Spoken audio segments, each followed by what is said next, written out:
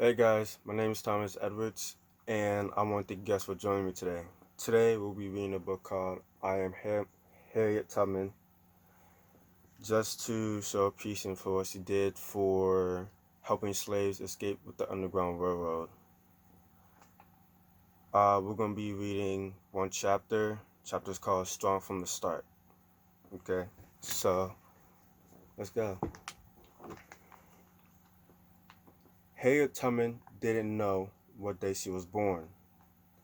There were no cakes or parties, and there wasn't much to celebrate for a child who was expected to begin working by the time she turned 5. In fact, she may not known her birthday because most slaves didn't know how to read or write. If a slave was caught learning how to read and write, he could have his fingers or toes cut off.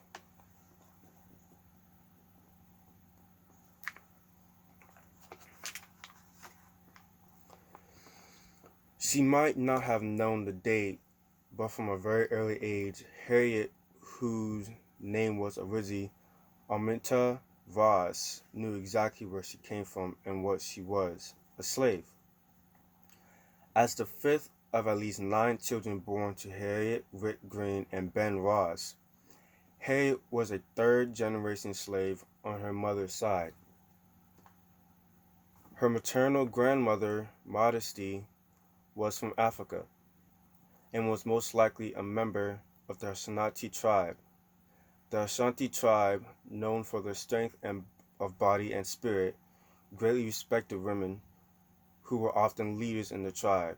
Harriet, who became a historical groundbreaker, definitely inherited the leadership gene. In 1810, there were over 1 million slaves in America. Most of them were Africans from tribes that had been conquered by other tribes in Africa.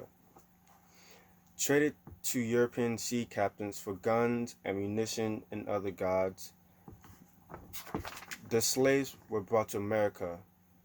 People were stolen from their homes and treated no better than animals.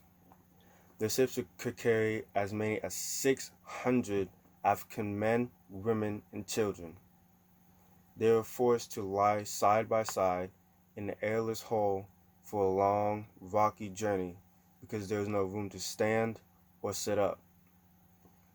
Once they arrived in America, the captains exchanged them again for things that weren't available in Europe, like tobacco, rice, and cotton. Rit, Ben, and the children all lived and worked on the Brodus Plantation in Bucktown, Maryland. A plantation is a large farm where crops are tended by people who live on the estate. Not long after Harriet was born, her father was separated from the rest of his family. Ben Ross was a skilled foreman who managed the lumber operations in plantation's big forest. This was a rare job for a slave, so he couldn't leave when the son of plantation's owner married.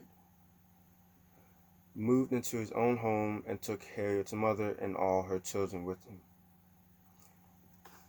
Some up there, see where they all had to live side by side in the ship. It was not a good place because most of them became sick. In general, slave families could be split apart at a moment's notice. Children were ripped from their parents, husbands and wives were divided forever. Nothing was off limits. At slave auctions all over the country, relatives were left devastated simply because owners decided it was time to sell one of their slaves. See?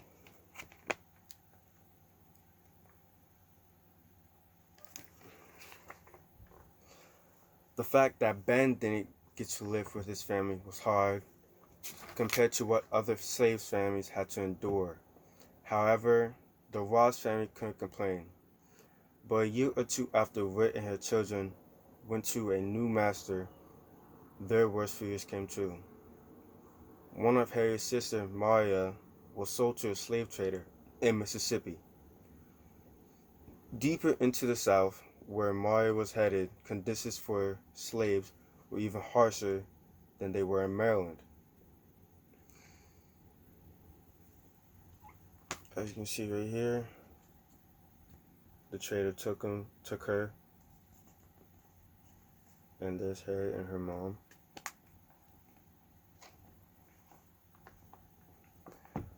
The family would never see or hear from her again.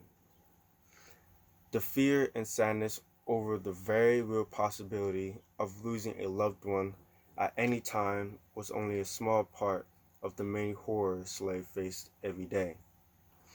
Life for a slave was backbreaking labor without a break. They worked 6 days a week from the moment the sun came up until it finally set. Some slaves worked in the house of their masters, while others worked in the fields growing and harvesting crops. Wherever their jobs were located, they were often beaten if their masters decided they weren't working hard enough. As you can see, one of them was being whipped. Not a good sight.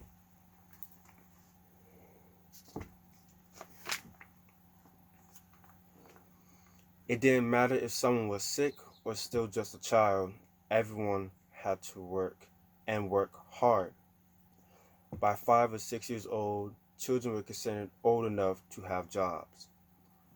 Often, they started out as babysitters for the children of slave owners, or they were given tasks that, though they didn't take a lot of strength, carried heavy possibilities. By 12, a few children were taught skills like cooking, sewing, and weaving, but most began working in the fields. As you see right there, about 12 years old. There were few comforts to console them. During the endless labor, masters fed the slaves as little as possible. Because food cost money, children usually didn't have real clothes. Instead, they wore rough, itchy sacks with holes cut out for their heads and arms. Harriet was put in charge of taking care of her younger brothers and sisters when she was only 4 years old. Not surprisingly, she had some pretty funny ideas of what that meant, including a game called Pig in a Bag, where she would swing her brother around upside down by the bottom of his nightshirt. When it was late and her mother still hadn't come home, Harriet had to figure out what to feed her crying siblings. Once, after she had fed them pork, Whit returned and saw a piece of pork hanging out of the mouth of Harriet's sleeping baby brother. She thought he had died. At about 8 years old, Harriet was hired out to a weaver's family. The weaver's home was only about 10 miles from the plantation, but it may as well have been a million. In a new place surrounded by strangers, she cried every night on the kitchen floor where she slept in front of the fire. The people she worked for didn't care if she was homesick or any other kind of sick. When Harriet came down with measles and spiked a fever, she was still expected to complete her daily tasks, including heading through soggy, wet land to check muskrat traps. That was only the first of many jobs for Harriet. A couple years later, Harriet was sent to work as a house servant. The only problem was that no one had ever taught her how to sweep or dust, and her new mistress loved her whip so much that she slept with it under her pillow. One day, Harriet was whipped 5 times before breakfast by her mistress, who kept finding traces of dust and dirt.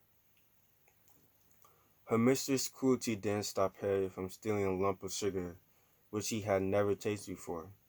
Unfortunately, the mean woman caught her and immediately went for the whip. Afraid of another beating, Harriet made a beeline for the door and didn't stop once. She had run through it. She kept running and running. Although she had no idea where she was going, in the end, she didn't have anywhere to go and hid in a pig pen. There she remained.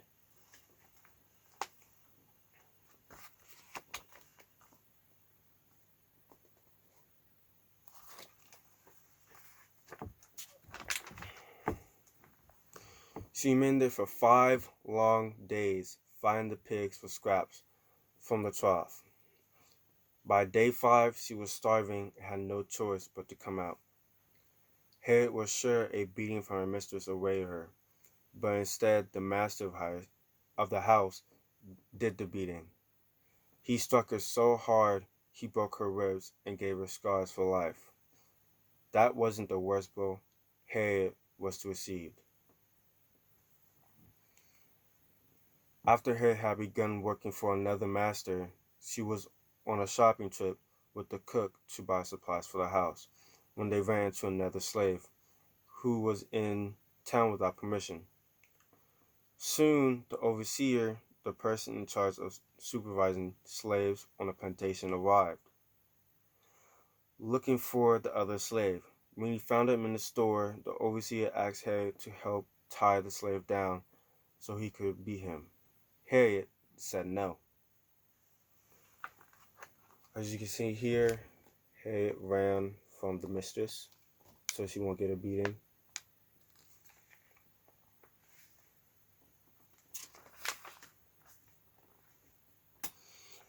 She didn't think about it before she said it. She simply spoke from the heart, and her heart said no.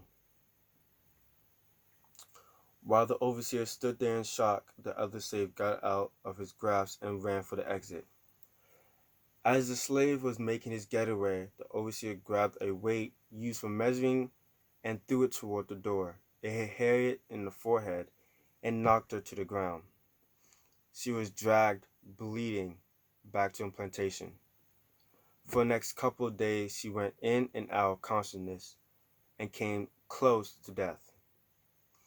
As soon as it was clear she wasn't going to die, she was sent back out to the fields with the blood and sweat rolling down her face till she couldn't see. As you can see here, the overseer grabbed the slave and there's Harriet.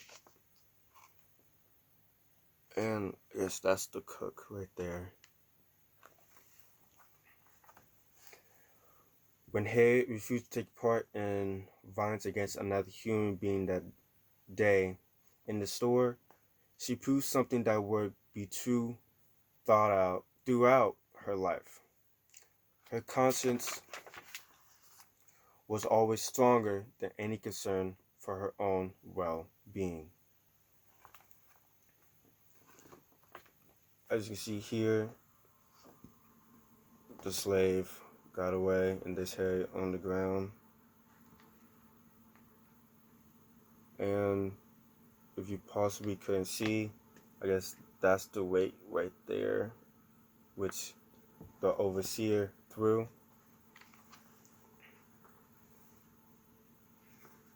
So